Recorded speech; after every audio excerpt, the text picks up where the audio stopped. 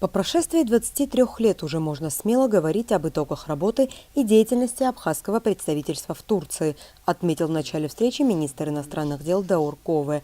По его словам, 23 года для истории – один день, но в наших условиях целый этап.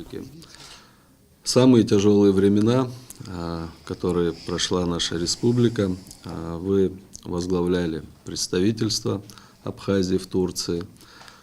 Огромная работа была вами проделана. Это и работа, направленная на нашу диаспору, это и работа по взаимодействию и укреплению возможных отношений с Турецкой Республикой.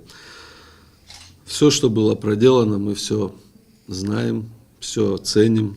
Большой действительно ваш личный вклад был в развитие взаимоотношений. Первый полпред Абхазии в Турции Владимир Авицба совершил исторический экскурс в прошлое. Дипломат вспомнил самые первые шаги, трудности и препятствия. Ровно 20 лет Владимир Джамалович, кандидат исторических наук и депутат Верховного Совета Абхазии, отдал служению международным связям родной страны. Позже на этом посту его сменил молодой дипломат Инар Гицба.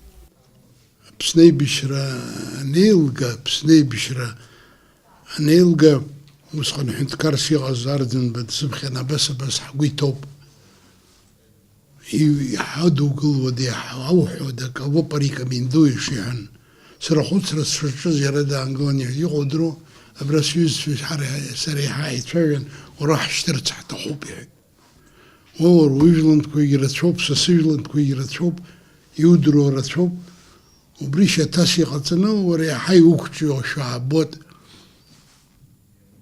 Министр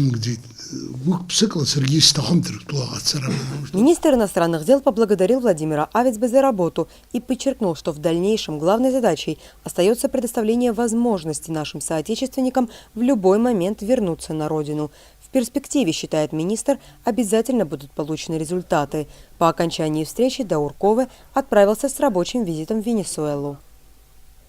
Элеонора Гилаян, Торник Амичба, Абаза ТВ.